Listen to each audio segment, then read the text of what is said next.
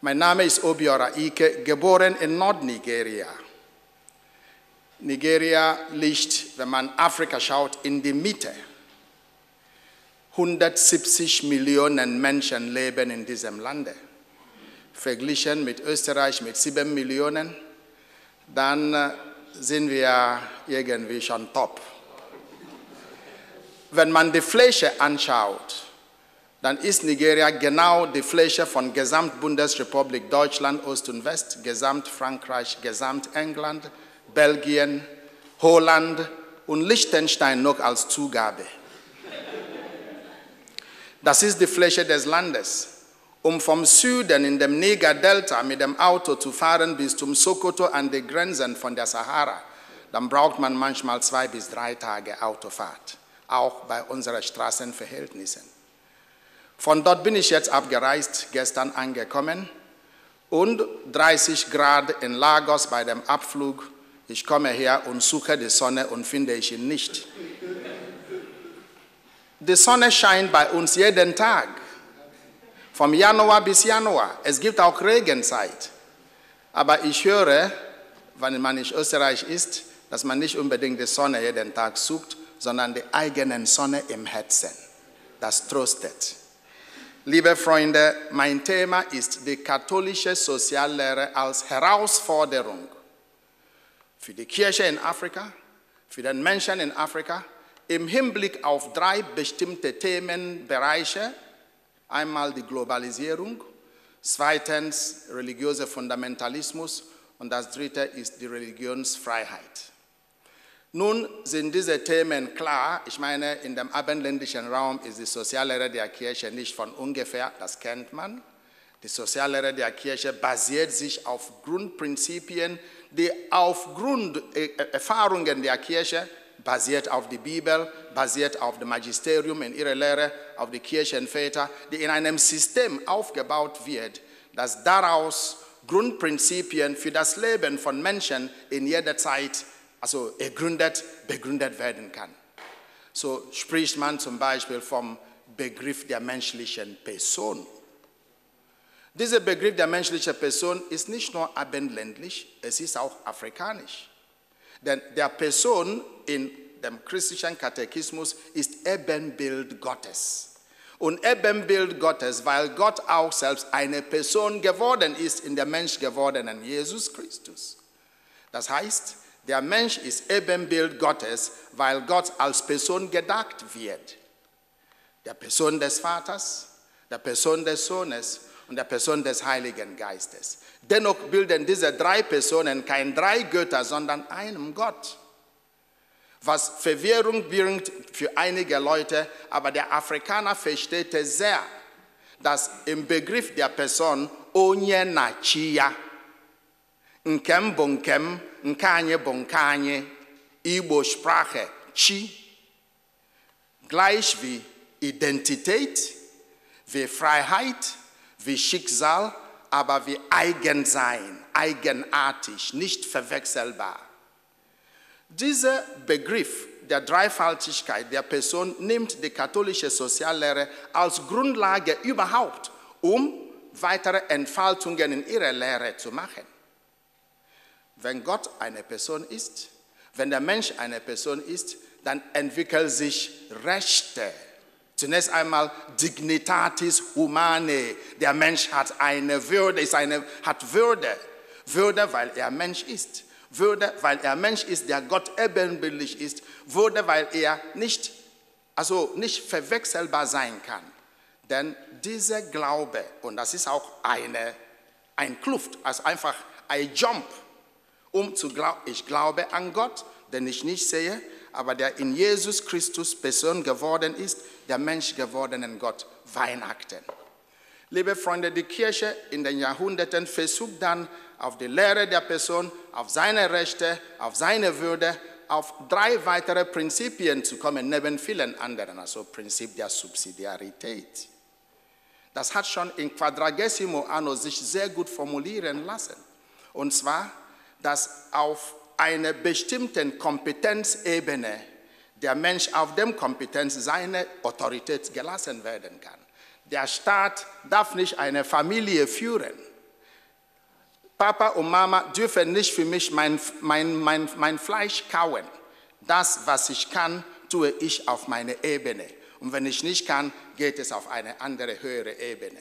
Aber dass man plötzlich, das erleben wir, Altenheim. Wenn Papa alt ist, schicken wir ihn zum Staat. Wenn Mama alt ist, der Staat übernimmt. Was mache ich dann als Person? Warum bin ich ein Kind von dieser Familie? Hier hat Afrika Bestimmtes auch von der Bibel übernommen. Jesus hat damit sogar Beispiel gegeben. Aber Prinzip der Subsidiarität entwickelte sich die Kirche als eine Grundsäule ihrer Lehre. Und dann auch noch die der Solidarität, zu der wir gar nicht viel sagen können, weil die Solidarität bindet die Menschheitskommune auf alle Ebenen. Das gemeinsam schaffen wir es. Einzeln marschieren, gemeinsam schlachten, sagen die in Bayern. Und das letzte vielleicht auch noch, eine dieser Prinzipien ist die der Allgemeinwohl. Und der Allgemeinwohl betrifft all diese Sachen, all das, was der Mensch tut, dass es nicht selbstsüchtig ist, sondern das Gemeinwesen antrifft zum Wohl des anderen. Das ist auch die Summation der Lehre Jesu Christi. Seit 100 Jahren hat sich diese Lehre entwickelt in der systematischen Form, die wir dies kennen. Also mit Rerum Novarum, der erste Sozialenzyklika von Papst Leo XIII., entwickelt in einer Zeit hier in Europa, wo die Industrierevolution stattgefunden hat. Wo Menschen in Europa wirklich den Sklavenhandel auch noch selbst erlebt haben, wo die Schikaniererei und die Unterdrückung von Arbeiterklassen sehr stark war und keiner da war, der für sie sprechen dürfte. Da hat ein Papst in Rom die Stimme erhoben. Und seit Leo XIII. Haben weitere Päpste diesem Beispiel nachgefolgt. Man denke an den jetzigen Papst Benedikt XVI., der in Caritas in Veritate, einer der Grundprinzipien, wenn ich dich liebe, werde ich dir die Wahrheit sagen. Und wenn ich dir die Wahrheit sage, nur deswegen, weil ich dich liebe. Also das auch im Einklang zu bringen und das in Afrika, in England, in Asien, in Kanada, Unternehmer mit Caritas und Veritate Konferenzen machen. Ich habe noch nicht eins in Deutschland besucht, auf alle Fälle. Aber das zeigt, wie ein Sozialenzyklika auch in der Welt der Wirtschaft ihre Ausbreitung haben kann. Diese andere Paletten wie Johannes Paul II. Und ein Mater et Magistra von Johannes der 23. oder Paul der Große mit seinem Populorum Progressio, die bilden eine Körperschaft.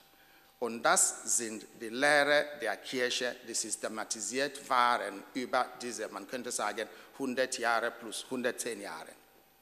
Und nun Schauplatz Afrika, vom Nord bis Süd, 54 Nationen. Von gesamt Nordafrika, florierendes Nordafrika, von Clement von Alexandrien, von Augustinus von Karthago. Man denke an die alten Kirchenväter, man denke sogar an Tertullien, diese Alt-Nordafrika, wo Jesus sogar zu Hause war, wo er noch verfolgt war. Diese gesamte Nordafrika, was christlich in ihrem Ursprung, in ihrer Lehre, wo zum Beispiel Ägypten als Ursprung des Wissens, die erste Sprache überhaupt, was man geschrieben hat, wo die Pharaonen riesig gelebt haben. Es war eine Kultur, die nicht aggressiv war. Ich habe noch nie gehört, dass die ägyptischen Pharaonen nach Rom oder nach Griechenland gegangen waren und wollten sie kolonisieren. Diese gesamte Nordafrika ist mit ihr Christentum, ihre riesige Weisheit und man könnte sagen auch noch, also nicht nur Wisdom, sondern Wurzeln kaputt gemacht worden durch eine jung gekommene Religion, Islam. Zwar heißt Islam Shalom, Peace, Friede, aber die Art und Weise, mit der Islam gesamt Nordafrika übernommen hat, Tunesien, über 90% Muslims, also Marokko, oder man denke dann zum Beispiel auch noch Ägypten selbst, Libyen mit dem, was wir neuezeit alles erlebt haben mit Muammar Gaddafi, Algerien, da ist Christentum verschwunden. Jetzt ist Islam da, aber es ist nicht nur Islam, sondern auch noch eine neue Zivilisation, Arabisierung, denn das schleicht sich auch noch Afrika südlich der Sahara. Denn der Sahara ist eine der größten Wüsten überhaupt weltweit. Für südlich der Sahara gehen wir dann von Senegal ganz am Westen bis zum Nairobi ganz am Osten, wobei Nigeria und Kongo in der Mitte sind. In Westafrika 17 Nationen, überwiegend islamische Länder, außer zum Beispiel Elfenbeinküste oder Kamerun, zum Teil auch Liberien oder Sierra Leone, aber immer wieder sind alle schon islamisiert worden. Nicht, weil sie wollten, nein, sondern weil man hat sie gekauft. Angebot und Nachfrage. Saudi-Arabien versteht das sehr gut. Ich baue euch eine Schule. Ich gebe euch Kredite ohne Zinsen. Ich gebe euch Straßen. Aber ihr müsstet zu meiner Religion angehören. Man braucht keinen Krieg. Ich gebe euch noch meine Kleidung. Ich gebe euch sogar noch weitere Sachen. Und so haben sich viele Regierungsoberen in ganz Westafrika die Organisation der islamischen Staaten sich angeschlossen und dazu now gehören sie.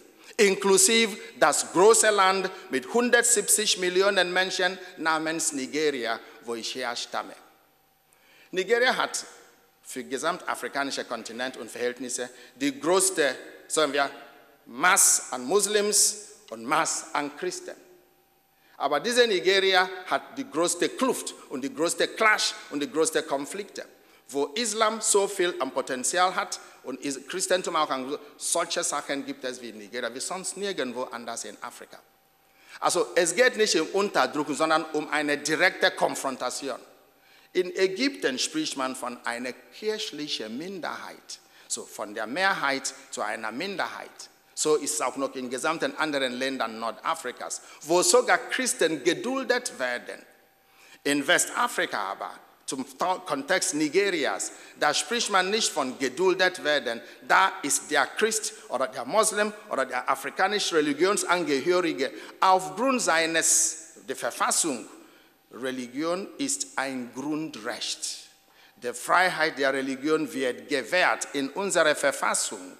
So steht es. Und der Staat wird keine Religion zu sich als eigen machen. Das heißt, der Staat ist in religiöse Angelegenheiten neutral. Verfassung. Realität ist anders. Und somit komme ich dann zur Realität Nigerias. Die erste Realität Nigerias ist, dass mit 350 Volksgruppen und 250 Sprachen, das ist die Realität Nigerias. Diese kleine Insel namens Großbritannien hat es geschafft, alle Leute englische Sprache anzubieten. So, von unseren 250 Sprachen spricht jeder Nigerianer, hat Zugang mindestens zu englischer Sprache. Und England hat dann der arabische Teil Nigerias, der Hausa-Fulani-Teil Nigerias, der Igbo, der Shosho, der Tangali, die Yorubas, alle unter einem Volk gebracht. Und so haben wir Nigeria unter seiner Hoheit englische Königtum. Im 1960 sind die Engländer weg. Der Zweite Weltkrieg hat Europa erschüttert. Die Engländer sind weg und Nigerianer dürften sich dann regieren. 4 Jahre danach hat man dann gesehen, es gab doch kein Fundament, keine Säule. Und das Land ist in einem Krieg, das berühmte Biafra-Krieg, 2 Millionen Menschen tot. Und die Hintergründe dieses Krieges sucht man heute noch in der Forschung der Tradition. Und dann erlebt man historisch gesehen, dass der nordische Teil mit ihrem arabischen Glaube und islamische und der südliche Teil, die überwiegend Animisten am Anfang waren und dann von europäischen Missionaren zu Christen gemacht wurden oder gebracht wurden, dass der Konflikt der islamische, christliche Tendenzen sich nicht in dem einen Nigeria halten könnte. Also der Krieg, zwar mehrere Gründe, aber ein wichtiger Grund ist diese Religionsunterschiede. Man kann zwar mit verschiedenen Religionen leben, Nigeria hat schon zum Beispiel 250 Sprachen und 350 ethnische Volksgruppen. Aber gerade in dem Moment der Religion, da sehen wir, dass unsere Verfassung jetzt geschlossen ist. Die Verfassung ist außer Akt. Die Militärs haben die Macht übernommen für über 30 Jahre und diese Militärs waren überwiegend Moslems. Was haben sie als erstes gemacht? Nigeria beantragt und angetragen als ein Mitglied der Organisation der islamischen Staaten. Denken Sie darüber nach. Die Mehrheit sind nicht Moslems, aber das Land gehört zu islamischer Staat. Bis heute Nummer 43 Mitglied. Und wo der Präsident gefragt war, warum gehst du und registriert ein Land in Organisation der islamischen Staaten, dann sagte er, die geben uns Gelder, Kredite ohne Zinsen. Wenn wir zu Amerika gehen und zu England gehen und wollen Geld ausleihen, wir bezahlen so viel Zinsen, manchmal mehr, als wir überhaupt beantragt haben. Und weil wir das machen, wollen wir, das war zwar ein Grund, aber das war nicht der wesentliche Grund. In den letzten Jahren ist darüber hinaus Nigeria als in 12 Bundesländern, das ganze Land hat 36 Bundesländer, in 12 Bundesländern herrscht nun die Scharia.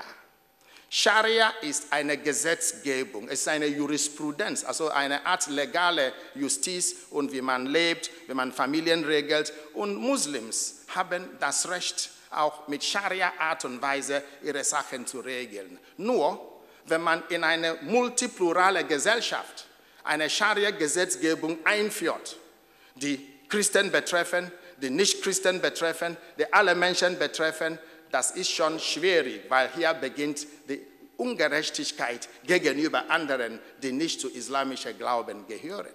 Und bei Scharia haben wir erlebt, wir haben zwar eine nationale Verfassung, ein kriminelles Gesetz, aber in diesen 12 Bundesländern haben sich ihre eigenen Parlamente gegen die Verfassung des Landes agiert.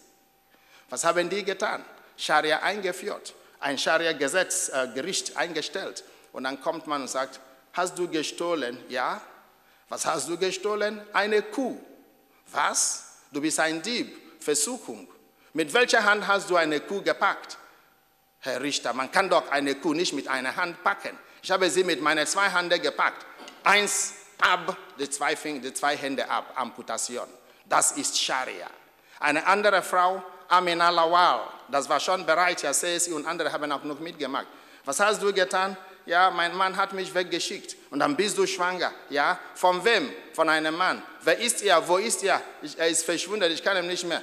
Aber Scharia sagt, du musst mit Stein gesteinigt werden. Man hat ein Loch für sie gegründet, sie ist hereingetan, das Volk hat geschrien, also das christliche Volk und die internationale Gemeinschaft, sie ist zwar befreit, aber wenn man eine Reise von Lokoja via Jos, in Benue, in Plateau, in Bauchi, in Gombe, Sasauland bis zum Maiduguri oder auch Richtung Kano und Sokoto fährt, innerhalb Nigerias, dann sieht man so viel amputierte Menschen, so viel Einäugige, Einlegige. Und dann fragt man, war das Polio? Da sind Opfer von Scharia-Gerichte in den Dörfern, in diesem Land. Das heißt, und diese Scharia-Gesetzgebung bleibt noch. Und man dachte, das ist alles. Nun haben wir einen Bundesbankpräsident. Was macht er? Man muss jetzt islamische Bank einführen in Nigeria. Islamic Bank ist besser, sagt er. Bank in Westeuropa, das ist ein bisschen schwierig. Wir müssen jetzt Islamic Bank einführen. Das Volk schreit. Gibt es dann eine afrikanisch-religiöse Bank, eine christliche Bank, hinduistische Bank, buddhistische Bank? Soll man dann Banken auf Religionsebenen einführen? Nein, was er sagt, ist mir egal, ich führe islamische Bank herein. Und das Geld ist schon vorhanden. Bevor er gestorben war, war Libyens Muammar Gaddafi ein ganz starker Unterstützer dieser Ideen. Und auch von anderen, Iran zum Beispiel, unterstützt er die islamische Ulama in Nigeria und sowieso Saudi-Arabien. Und das, was wir allmählich in Nigeria führen, ist auch mit der islamischen Verstärkung, ist ein Einfluss vom Außen. Und dann dachten wir, das wäre nicht genug.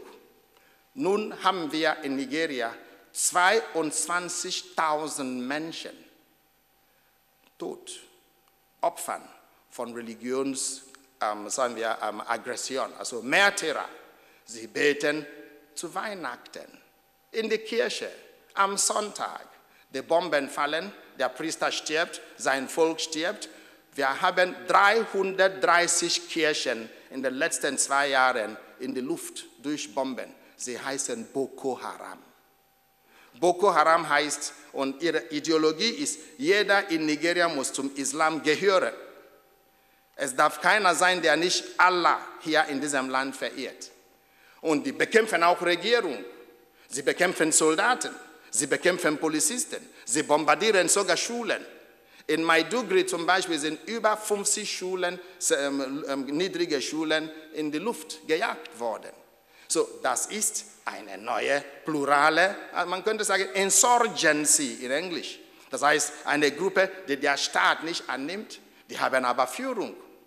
El-Zakzaki, was willst du dann? Ich will, inshallah, dass jeder in diesem Land Allah angehört und verehrt. Warum willst du das? Weil es in dem Koran steht, dass die nicht Allah folgen, Kafir sind. Das heißt, also Ungläubige und deswegen auch noch wie Ungläubige zu akten oder zu nehmen.